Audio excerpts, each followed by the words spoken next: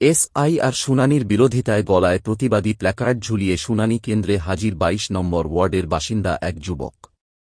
মেদিনীপুরে জেলা শাসকের কার্যালয়ে এসআইআর ক্যাম্পে শুনানিকে ঘিরে এবার প্রকাশে এল প্রতিবাদের ছবি। মঙ্গলবার শুনানি কেন্দ্রে গলায় প্ল্যাকার্ড ঝুলিয়ে হাজির হলেন মেদিনীপুর শহরের ২২ নম্বর ওয়ার্ডের ২১০ নম্বর বুথের বাসিন্দা প্রসেনজিৎ বেরা। জানা গিয়েছে, প্রসেনজিৎ বেরার বাবার নামের বানানে ভুল থাকার কারণেই তাঁকে এসআইআর শুনানির জন্য ডাকা হয়েছে। এই ত্রুটিকে কেন্দ্র করেই নির্বাচন কমিশনের ভূমিকা নিয়ে প্রশ্ন তুলে প্রতিবাদে নামেন তিনি। এদিন কালো রঙের প্ল্যাকার্ড গলায় ঝুলিয়ে তিনি শুনানি কেন্দ্রে উপস্থিত হয়। প্রতিবাদী প্ল্যাকার্ডে লেখা ছিল, মেজ খোকা, মোটা কাকু ভয় পেয়েছে, তাই বিজেপির কথায় নির্বাচন কমিশন বেছে বেছে তৃণমূলীদের হিয়ারিংয়ে ডাকছে। প্রসেনজিৎ বেরা নিজেকে তৃণমূল কংগ্রেসের কর্মী বলে দাবি করেন। তাঁর অভিযোগ, বাংলার সঙ্গে হিন্দি ও গুজরাটি ভাষার প্রভাব পড়ার কারণেই নামের বানানে এই ধরনের ভুলভ্রান্তি তৈরি হচ্ছে।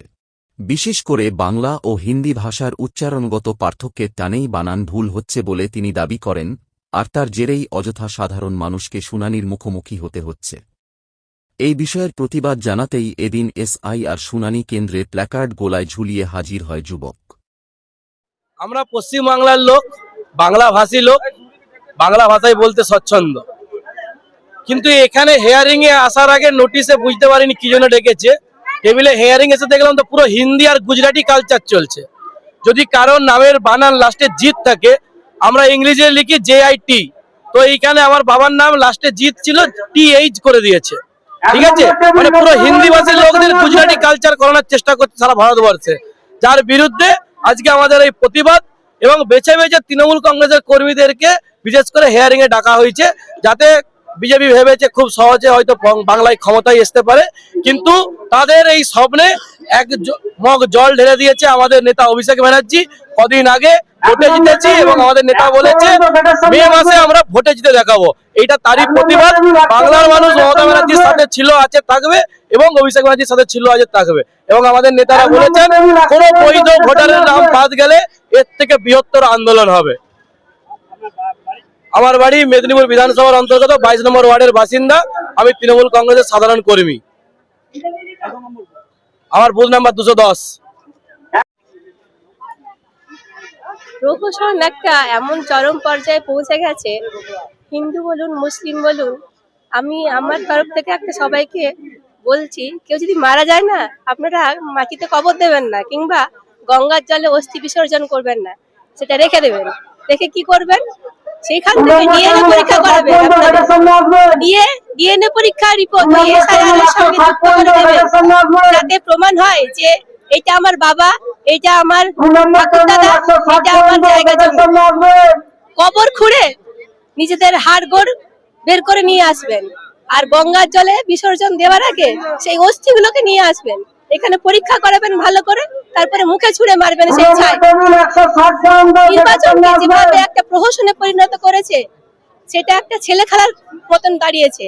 নির্বাচন কমিশন একটা বিজেপির দালালে পরিণত হয়েছে। এইভাবে কিন্তু বাংলার মাটিকে জয় করা যায় না। জানবেন, বাংলার মাটি শক্ত ঘাঁটি। এখানে পাহারায় বিশ্বজিৎ পাহারা দিচ্ছেন আমাদের মাননীয় মুখ্যমন্ত্রী মমতা বন্দ্যোপাধ্যায়, অভিষেক বন্দ্যোপাধ্যায়, এবং আমাদের মতন সাধারণ যারা কর্মীরা আছে তারা। আমরা সবসময় মাটির সঙ্গে আছি, সাধারণ মানুষের সঙ্গে আছি। আজকে দেখুন পিছনে কি অবস্থা, মানুষ সকাল থেকে হয়রান হচ্ছে। কারো স্কুল কলেজ কামাই করে, কেউ দিন খাটে দিন আনে, সে সমস্ত মানুষ আজকে লাইন দিয়ে দাঁড়িয়ে আছে সকাল থেকে। এদের একদিনের যে মাইনে, একদিনের যে বেতন কাটা যাচ্ছে, তার কৈফিয়ত কে দেবে? প্রত্যেক দিন এসে লাইনে দাঁড়ানো একটা ব্যবসায় পরিণত হয়েছে। এইভাবে জানবেন, কোনোভাবেই কোনো রাজ্য জয় করা যায় না।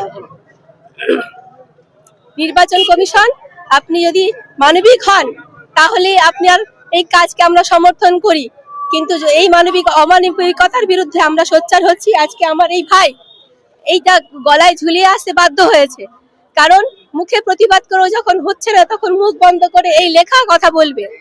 যারা এই বড় বড় চেয়ারে বসে আছে, তাদের পেটে এক বিন্দু মাত্র যদি পড়াশোনা থাকতো, তাহলে বাংলার হরফ ইংরেজির হরফের মধ্যে পার্থক্য, উচ্চারণের পার্থক্য, সেটা কিন্তু বুঝতে পারতো।